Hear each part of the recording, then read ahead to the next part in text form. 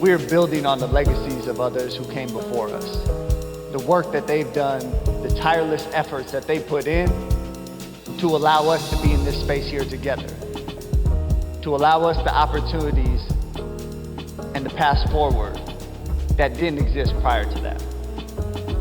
Now, as we think about that work, we have a legend, an icon, a woman who has paved the path for so many others and has done it for decades and has not wavered in her conviction, in her belief, her persistence in us, in our futures. Now, when we say that, it sounds incredible, and it is. That does not come without its own trials and tribulations along the way. This woman was on the FBI's most wanted list. They tried to incarcerate her. And she had to fight those battles, and she has won those battles. Now,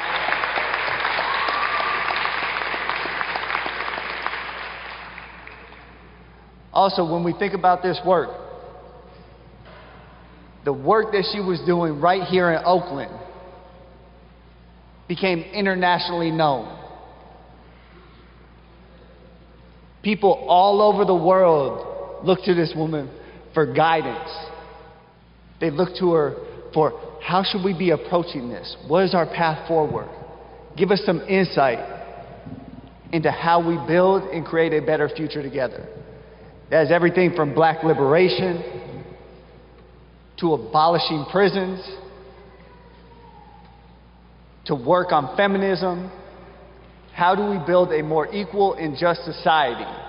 And this woman has done it across the board, and I've had the pleasure to be able to do some of that work with her in small instances, which has been some of the pleasure and highlights of my career. So without further ado, I want to welcome to the stage my sister, the legend, the icon, Dr. AngelaDavis.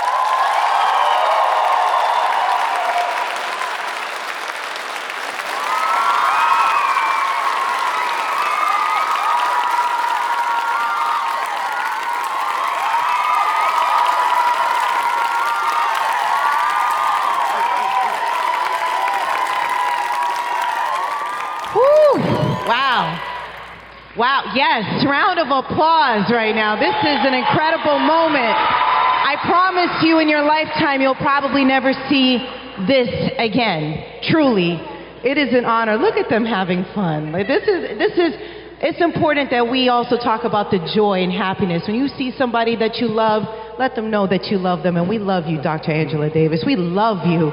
So thank you for all that you've done.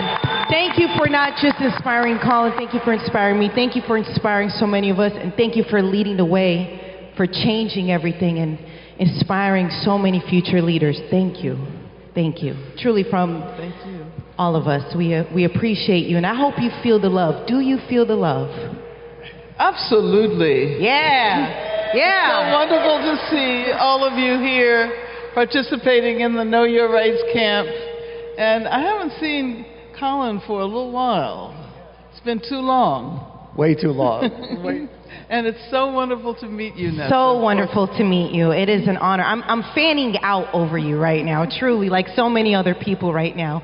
So we're going to just have a brief conversation because your work throughout the years, Dr. AngelaDavis, has inspired Colin and really what helped birth the Know Your Rights camp. So all the faces you see today, all the work that we've been doing throughout the years is so much because of you. And you give us the motivation to keep going, because I don't know what keeps you going, but we're going to get to that because it's hard work. Colin, when you're sitting here next to Dr. AngelaDavis, what's the first thing that comes to mind? Grateful. Ooh. Grateful on so many levels. Grateful to be able to share this space together. Grateful for all of the work that she has put in. It is, again, it is not easy work. And the fact that you have continued to do this work for everyone else to create a better future. I'm grateful for that. And I'm grateful she's here to be able to share this space, to share some knowledge with all of us. Yeah. So excited for that, and also just grateful for the inspiration that you have given all of us to allow us to do our work and carry that forward as well. Yes, thank you. Dr. AngelaDavis, I wanted to ask you, what have been some of the greatest moments you've had right here in Oakland, California? Well, first, Nessa, let me say to all of the young people in the house today how happy I am to see you, to see your faces, and to know that you're carrying on legacies. And thank you so much for creating the Know Your Rights camp. I should have worn my, I remember you sent me a box of swag from, and I realized I should have worn my Know Your Rights t-shirt today. Before I respond directly to that question, I would just like to say that nothing I have ever done in my almost 82-year-old life, I'll be 82 in January, yes. Nothing I have ever done have I done by myself. It's always been with other people. And as a matter of fact, people know my name, not so much because of what I did, but because of the fact that when I was targeted by, like, the FBI, the government of this country, when I was in jail facing 3 capital charges, facing the death penalty 3 times, there wasn't too much I could do. But people all over the world responded. People here in Oakland said no. People in Africa said no. People in Asia. And it was because of the fact that so many people responded to the call to stand up for my freedom that people know my name. And so I just like to point out that it's never been me by myself as an individual. It's always been me in community. And so I see you as the upcoming community. Well, youth always lead struggles for change. No revolution has ever happened without young people being in the forefront. And so I see you now as being in the forefront of the change that we need if we are going to be able to imagine a world of equality and justice and freedom. And that's all I would like to see. And I think that's all any of us would like to see. Am I right? That's right. That's right. But I love Oakland. I have lived in Oakland longer than I have lived anywhere. And I have lived in a lot of places. I grew up in Birmingham, Alabama. I went to high school in New York. I went to college in Boston. I went to graduate school. I also spent a year in France studying. I went to graduate school in Germany, and then I moved to LA, and then after that, that was when I got arrested, so so I was, you know where the Marin County Jail is? Mm-hmm. So I spent some time in the Marin County Jail. Actually, I spent some time in the jail in New York as well, in the Women's House of Detention in New York, and then in Marin County. And my trial took place in San Jose, so I was in jail there. And then when I got out of jail, I came to Oakland. Hey. And I have been in Oakland ever since. I just can't leave Oakland. I love Oakland so much. And I have so many beautiful memories of Oakland, including, you know, I'm someone who's been active since I was a teenager, maybe even before that. And so, you know, my really exciting memories are, I don't know whether you can relate to this, but they're of demonstrations. When people come together, there's someone who said that demonstrations are rehearsals for revolution.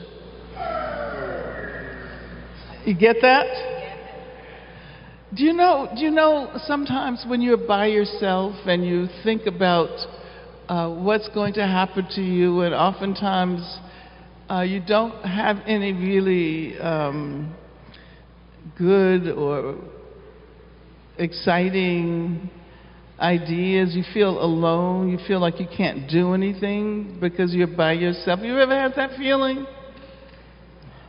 And then you come together with a whole bunch of people, and your heart feels connected with theirs.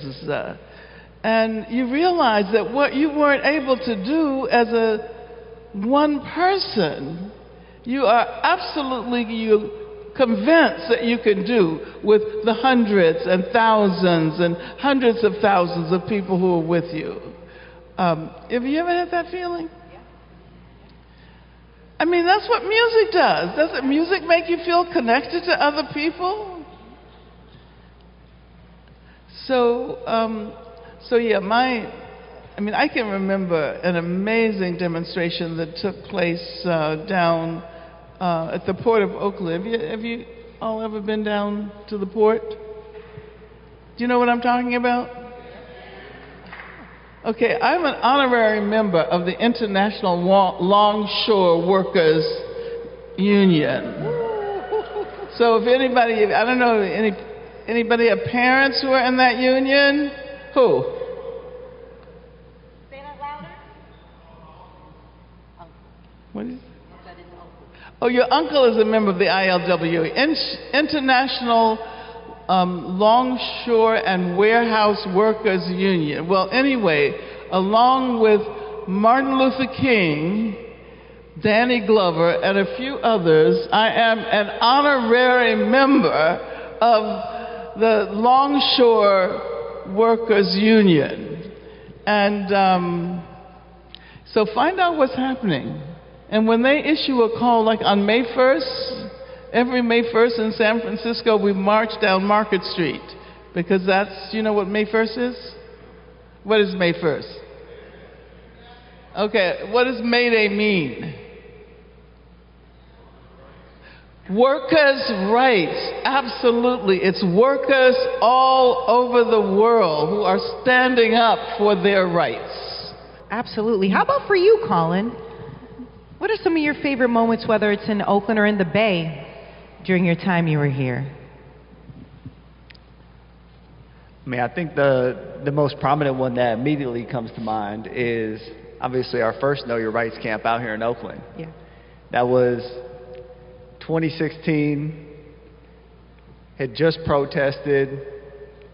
In the midst of all of that, Oakland was the place that we did our first camp, and Oakland showed up in such a major way. Mm-hmm. The other part during that time period, just think about Oakland. We had a high school out in Oakland, Castlemont. Castlemont. Okay. Oh, Castlemont. So, a week after I first protested, Castlemont was out there protesting. And the following week, I was out there with Castlemont protesting. Yeah. So as you were talking about protesting and demonstrations and those being some of the most memorable moments, being in the locker room with the Castlemont football team while they were out there protesting, mm-hmm. and getting ready to go out and compete on the field, also was a moment that we got to see the reality of what life beyond football for them looked like and what they were dealing with, what they were trying to combat. And that then obviously sprung into protests springing up across the country, That's right. across the globe. So that's one piece of Oakland. The other part of Oakland is we have so much inspiration from what has happened in Oakland and the work that has been done in Oakland. When we think about the Black Panther Party, That's right. our 10 points are inspired directly by the Black Panther Party's 10-point program. So a lot of our inspiration when we think about Black liberation, when we think about the movement, when we think about how we have built, and even how we have thought about building community, a lot of that inspiration comes from Oakland directly. So being back here today is incredible. You know, we have this idea of wanting a free, more just world, right? And sometimes when, you know, you just see everything that's going on, it feels like it's not attainable. So can we really change the world to be better? And for people who may think there is no hope, we're still faced with the same issues that we were faced with before, what can you tell everybody to stay on course and to not give up? What does that inspiration look like for you, Dr. AngelaDavis?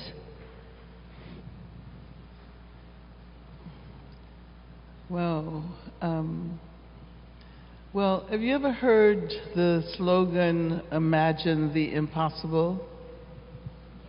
Sometimes when we are living in the moment, and we all have to live in the moment, and I think that's great to live in the moment, but we also need to imagine what that moment might be like if the world is organized in the way it should be. And, you know, I mean, I don't know what you think about billionaires. No. Boo. You know, you don't need billions of dollars in order to be happy. That's right. And as a matter of fact, if you have those billions of dollars, it would seem to me that you would share it with people, you know, who don't have anything. You've seen all of the encampments around here. I mean, every time I pass an area where people are living in tents, I realize that if we had just a fraction of those billions of dollars to create housing for everyone, I mean, by virtue of being human beings, you should have the right to live. And of course, all of the rights where they list it, to be free, to be healthy, to be brilliant, to be safe, to be loved, to be courageous, to be alive, to be trusted, to be educated, and to know your rights. So, see, I'm someone who believes that education shouldn't cost anything. Education should be free. You know, from kindergarten all the way up to the postgraduate level. If we lived in the right kind of society, no one would ever have to worry about coming up with enough money to go to college. Everyone would be able to pursue their dreams. And so, I think that to imagine living in a world where education was not a commodity, where education was not something to be bought and sold, but rather available to everyone who wants to pursue their dreams. And And then people would learn how to pursue dreams of living in a better world, not only for themselves as individuals, but for everyone all over the planet. And would also learn how not to pollute the planet. You know, I always have a lot of problems because I decided some years ago that I was not going to drink water out of plastic bottles. Hold on. Whoops. Because I know how plastic is destroying the world. That we have plastic in our bodies, and there's plastic in the oceans, and if everyone could be convinced that we could do that one thing to prevent the destruction of the. So you know, I walk around with a thermos, and it's not going to change the world, but it allows me to at least get that message out that we need to be mindful of what we do, and when we drink a little, especially those little bottles. Sorry, guys. We wanted to make sure you had water. Sorry, guys. But everybody does it, right? Yep. And sometimes it's the things that seem to be most normal that everybody else does that we have to stop doing in order to be able to look forward to the kind of world that we should all be able to live in. How about for you, Colin, when you envision this world, right? And sometimes the mountains to achieve that seem so tall, hard, difficult. How do you remind people that it is attainable? That we can live in a freer, happier, more just world?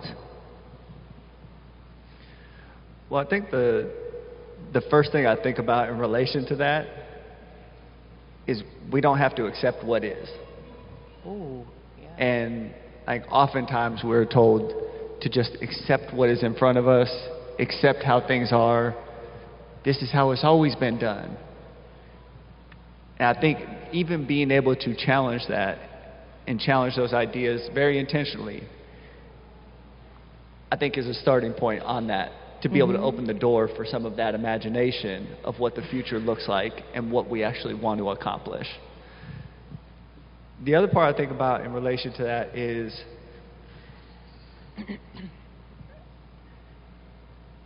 using this as a great example. One small act of not using a water bottle. I know all y'all are thinking about it right now, because I am. I'm still thinking about it in the back of my head, how we get rid of all these plastic bottles. One small act from one person can have a ripple effect that transcends that person into communities, into cities, into states, countries, and the world. So while that one act may not feel significant in the moment, that one act can change the world. And believing that one individual act that you take can have that possibility can give us hope to keep going in that process. That's right. The other part that I think about in relation to that is the moment that things are hard. And I've seen this in my own work. I've got to learn and see some of this from both our conversations and just the history of the work that you have done, as well as many others. And the part of that becomes important for me is I know there are people that have come before me that have done work and faced consequences that are far greater than what I have faced. And that gives me the ability to say, if they can do that, I can do that too, and I can go further. And how far can I go? And how many people can I bring with me in the process towards achieving this goal that we want to together? So I think those pieces become important. And then the last piece is rallying around what is that goal? Whether that is workers' rights, whether that is liberation, whether that is housing, whether that is a living wage. These are all areas that we can rally around. And that may start with something small in your school. Yes. It may start with something small in an after-school program, something small with a community organization that you're a part of. It may be something small within your own house that expands beyond it. But whatever that is, being able to rally around that and bring people with you. I want to stay right there, Colin. You know, your act of protesting really, turned into a global conversation. You changed the world, truly. Why was it necessary for you at that moment to take that stance, right? When it would have been easier if you didn't do anything. You would still have your career to this day. Why was it important? Why did you find, hey, this is necessary and I have to speak out? And then we'll ask Dr. AngelaDavis. What was that moment you're just like, I can't stay silent. I have to do something about this? I think a few different levels of that. The first is I value people. I value us. I think that foundationally is critically important. And there are times that we don't see that. And I think that foundation has to exist. The second part, to Dr. Davis's point, education. The more I knew about why things were the way they were, as opposed to, hey, these were one-off instances of things that just happened, that there are systems intentionally built to perpetuate this, whether that is poverty, whether that is incarceration, whether that is pollution, that systems exist and have been built with intentionality to make sure that those outcomes come to fruition. And then in knowing that, I can't not do something. Mm-hmm. For me to be able to look myself in the mirror and say, I now know that this is an issue, and I may not have the whole solution today, but I have to take an act towards finding a solution and putting our people in a better place and better position. I have to do something. And for me, part of that process was seeing Mario Woods being killed in San Francisco. Part of that was seeing Oscar Grant. Part of that was seeing Mike Brown and Tamir Rice and Alton Sterling and Philando Castile. That list goes on and on of people from our communities that we had seen killed. And at what point do we do something about that? So all of those things led to that moment. Mm-hmm. And how do we create a better future for our people?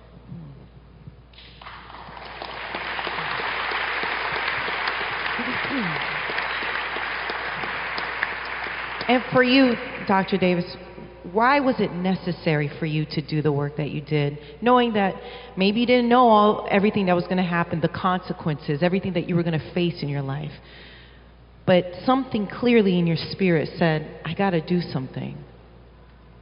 I'm going to do it. And you stayed on course. How and why? Well, Nessa, I grew up in the segregated South at a time when the city I lived in, Birmingham, Alabama, was the most racially segregated city in the country. As a matter of fact, I learned about South Africa because they used to call Birmingham the Johannesburg of the South. And so I was very fortunate to have a mother who was a teacher and a father who was a teacher. And my mother especially encouraged us. I have two brothers. As a matter of fact, Colin knows that one of my brothers, Ben Davis, played for the Cleveland Browns back in the day. And so my mother would tell us when we got upset about not being able to do something. Because, you know, as kids, we wanted to do what kids do. There was this amazing amusement park that was maybe about 10 blocks from our house. And it was for white children only. So we had to like stand outside and watch the white children having fun on the rides, but black people weren't allowed to go in. As a matter of fact, black people weren't even allowed to go into the library or the museum, or there were, I mean, we had sports. Black people always have sports, right? But there would be black-only events, right? And so my mother would always tell us that this is not the way things are supposed to be. This is wrong. So I grew up realizing that, you know, my childhood desires to have fun and to do things that I wanted to do were connected to larger questions. And my mother would say, the world of Birmingham is not always going to be like this. Segregation is not always going to be the law of the South. And my mother was an activist, so she was involved in campaigns even before what we know as the Civil Rights Movement beginning in 1955. So I kind of grew up thinking that the world did not have to be the way it was. That it could be better, it could be different, it could be changed. And that things can always be better. We never have to accept what is offered to us. Schools can be better. You know, education really should be about allowing every person to discover their passions and to develop the means with which to pursue their passions. That's what education should be. If it doesn't do that, it's not worth anything at all. And so, yeah, I could go on, yeah. but I know we don't have very much time left. So, I'm looking at all of the young people here and thinking every single person here has a dream. Yes. Or even if they don't know what that dream is yet, they can discover their dream. Mm-hmm. And they can discover the means with which to pursue that dream. So that's what I would like. Yeah. Absolutely. Right now, if you could give the best piece of advice to your 13-year-old self, what would that be? Because the youth in attendance today range in age 13 to about 17 years old, average 13, 14. What would you tell them today? We'll stay with you, Dr. Davis. What would you tell your 13-year-old self? Well, you know, sometimes I'd like to reverse that question. Because I think the best ideas always come from young people.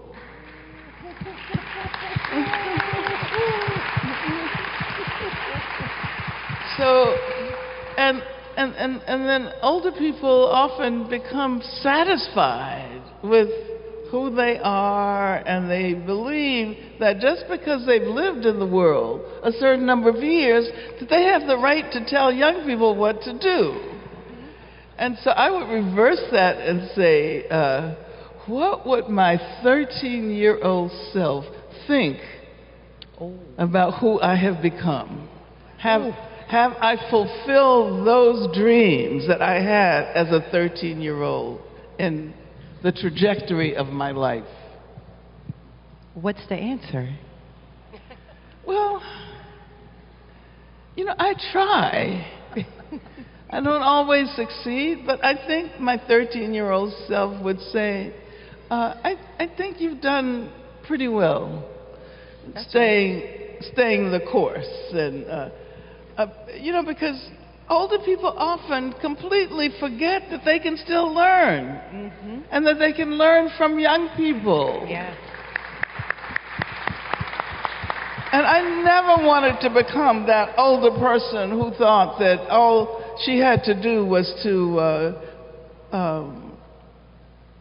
give advice and tell young people what they should be doing. Young people should not be, they follow in the footsteps of those of us who are older. But young people should be exploring new terrain, should be creating new ideas, and older people should be willing to take the leadership of young people where that's the case. So that's what I think I would do. Oh, I love that. Colin, it's a hard follow-up. 13-year-old self. But let me say something. The older you get, the older young is as well. So Colin is a young person, right?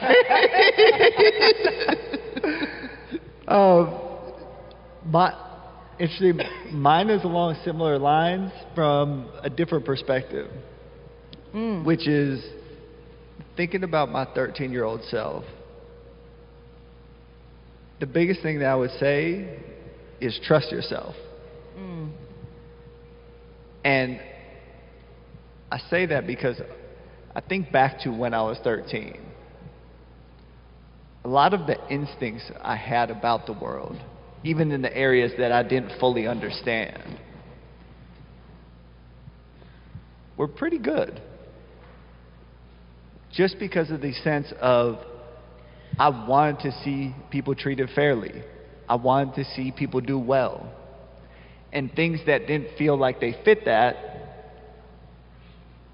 felt like things I wanted to stay away from, or things I wanted to try to address. And also the aspirations I had for my life, a lot of those were on a good trajectory as well. And I think oftentimes when we think of, to Dr. Davis's point, when people talk about younger people or people in their teenage years, they often talk in regards to like, oh, you have so much more to learn in life and y'all don't have it figured out yet. And some of that's true. You will constantly be learning, you'll constantly be evolving, you'll constantly be picking up new insights, new information. But the foundation of who you are, how you view the world, what is possible, your instincts about the world, you have those now. That is why you lead so many movements. That is why you create so much change. I also want to take this as a moment to say, realize the power that you have. I don't know if y'all truly appreciate the amount of influence and power you have on adults and older folks. We are constantly trying to think about, oh man, they said this today. Like, we got to go figure this out. We don't have an answer for it, but we need to go try to solve it now. You show up in ways and you make us better because you do question things.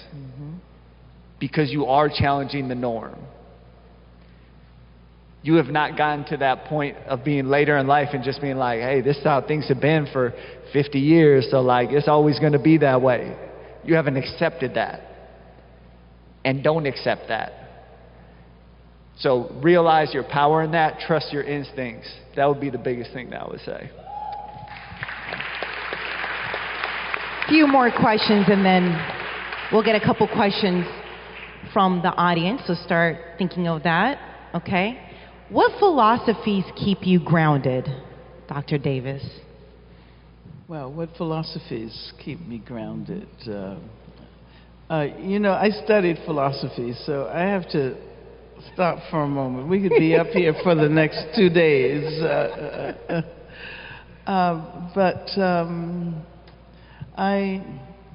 I guess I would say that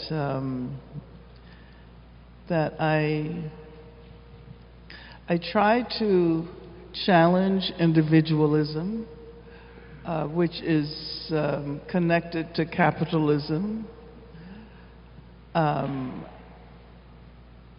So I try to remind myself that every single day we are encouraged to think only in terms of ourselves and what we can do as individuals. And I ask myself, how can I encourage others to think of themselves as a product of community, as connected to other people, that we're never only by ourselves. And when we imagine ourselves accomplishing something, you know, whether it's a small thing or whether it's a big thing, it's always in the context of community. When I watch the Valkyries out there on the court, I know that every single member of that team is also thinking about the support they get from everybody else. So it's not just about the single individual. It's about how to cultivate community. And I think that's one of the practices that I try to engage in. I also, I do things that I do by myself, but even that's not by myself. I practice, I try to do work that's going to keep my mind sharp. I try to do work that's going to keep my body together. Especially when you get to be more than 80 years old, you really have to work on it. It doesn't come naturally as it does, when you're younger. So I do Pilates at least 3 or 4 times a week. Wow. I practice yoga. Ooh. I do meditation. So those are just some of the practices that I've learned to rely on. I love that. How about for you, Colin? I think there's a couple that come to mind. The first one that feels most foundational to this is, from the time I was young, I was always taught that everybody is valuable. We just have different skills. And I think that's important, especially as we talk about living in a capitalistic society. Most of the time what we see is people who have high net worths, people that have celebrity or fame, are deemed more valuable. And I just don't believe that to be true. Every person has value. We just have different skills. We show up in the world differently. I would say my time playing for the 49ers, when we were playing in the Super Bowl, we don't end up in the Super Bowl if it isn't for our equipment staff, if it isn't for the videographers that are filming our practice, if it isn't for the manufacturers that are creating all of the gear that we're wearing, if it isn't for everybody in the community that's coming out to support us. None of that happens without all of these other people within society. We just happen to be playing in a way that's entertaining for everybody to be able to engage and be excited about. But a lot of the work that actually goes into making that happen come from people that have different skills that I would never be able to do. So I think that becomes critically important. You do not have to be someone of status or wealth to have value. That's right. Those are external factors. Intrinsically, you have value. All of us have value. We are all connected in that way. So that is one component of it. The other part that I think is important in this too, we had a poster in our college locker room, and it's a little more aspirational, just thinking, but the poster said, "No one rises to low expectations." Mm-hmm. And that has always stuck with me, because oftentimes we put ceilings on what we think is possible. And oftentimes that shows up even more significantly when we think about work happening in communities. Oh, we can't make that happen because of X, Y, Z. Oh, we can't talk about housing for everybody. How are we going to do that? Living wage? Like, no, we got to make our money. All of those are ceilings and expectations that are put on us. Also in relation to what is possible for us.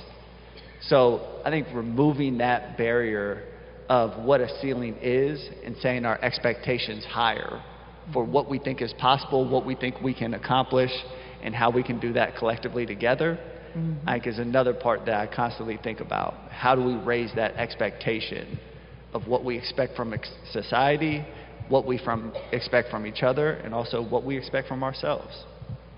Great philosophies. I'm going to implement that and the yoga from Dr. Davis.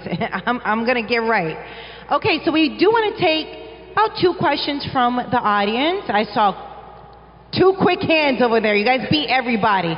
So right there in the back, in the back, in the back. So we're going to... That's the Castlemont squad over there. I saw it by my peripheral. I saw you guys. Okay, so please stand up, say your name, and ask the question, please.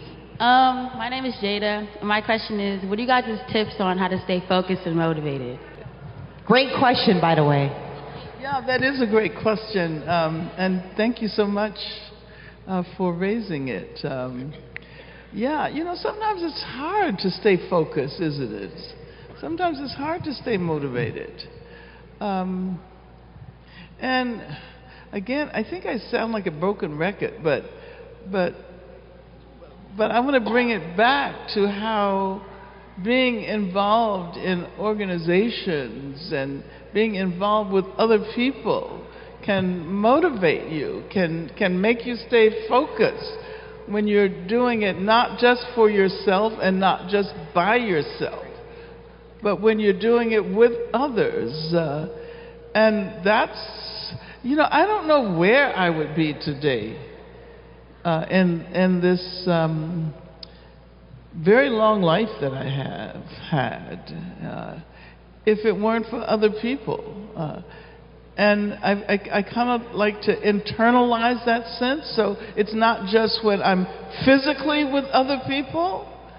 I always like to think about how other people have helped me become who I am. And therefore, I have a responsibility of staying focused and staying motivated to carry out the legacies that have been developed in that community. I mean, I realize when I think about, all of the people who've been involved in struggle, whether it's black liberation struggles, whether it's feminist movements, whether it's the environmental movement, whether it's international solidarity with South Africa, for example, and right now with Haiti and with Congo and all of the other.